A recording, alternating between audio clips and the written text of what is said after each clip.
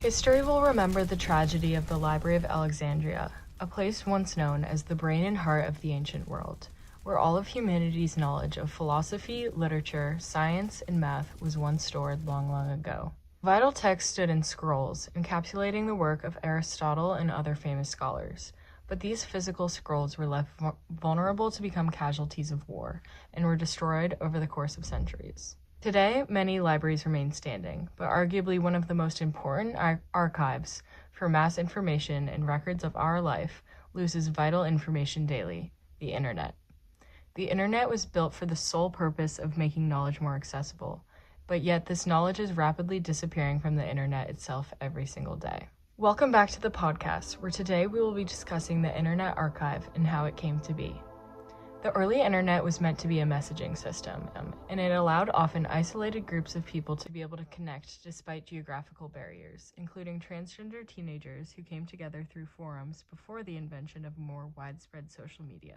This is one of the many innovative uses of the early internet that will sadly be lost in time. Throughout history, early forms of technology, including the internet, are often not taken seriously enough to be preserved, despite the amount of information and recorded history they may contain. The Atlantic notes how a New York Times critic in 1858 remarked, "Books, in their infancy, were trivialized the way that the web is sometimes denigrated today. The telegraph was similarly maligned as superficial, sudden, unsifted, and too fast for the truth." The average lifespan of a website, more currently, is around 2 years and 7 months, and most historians and preservationists agree that much of the early web will be most likely lost to time. Abby Rumsey, a writer and digital historian, told The Atlantic, "There are now no passive means of preserving digital information. Essentially, if you do want to save something, you have to go out of your way to do it yourself."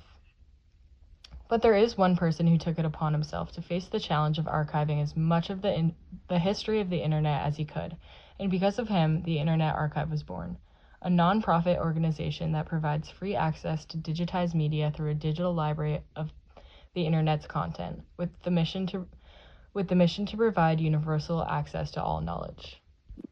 Brewster Kahle founded the Internet Archive in 1996 in San Francisco, California. The archive's Wayback Machine is a vital step towards preserving what is still left of the early web. Over the last 20 years, they've been collecting captures of the public web and have successfully preserved over 500 billion snippets of websites in time, allowing users to view different websites throughout their history exactly how they would have been seen years ago. Though many have not yet been able to recognize it, there is immense value in preserving these early stages of the internet that we are currently living through. Social media and internet forums may be seen now as a trivial form of communication, but as technology evolves, it will be important for historians to be able to reflect on how we once used the internet in its early stages, as well as to examine how it was able to improve people's lives by providing a space for online connection, the spread of information, and even a catalyst for social movements and political change. We also need to view the internet as both a historical artifact as well as an ever-changing display of the present, constantly creating history. However, this constant change means difficulty in documenting everything. The dynamic nature of the internet in itself is antithetical to the notion of recording a somewhat straight, static history. In the article, "When Present Web is Later the Past," Brugger calls for unique efforts to capture the history of the internet accurately. Regardless of the social and political implications of preserving the internet, there is one important aspect of the Internet Archive that users will always treasure: nostalgia.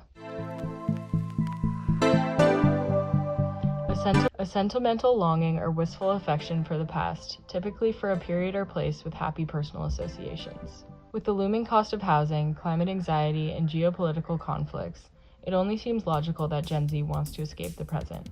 By reminiscing on the simpler times, Gen Z often turns to a romanticized version of the past to deal with their emotions of the present.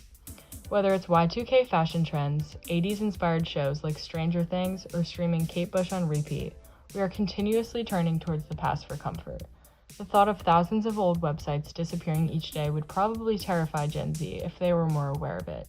And the Internet Archive and its Wayback Machine is a tool that any of us can use at any time if we ever have a sudden urge to pretend we're surfing the internet in a year before we were born.